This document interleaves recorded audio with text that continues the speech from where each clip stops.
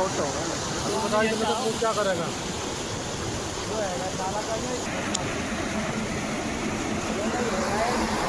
एक बॉल आएगा, 3 बॉल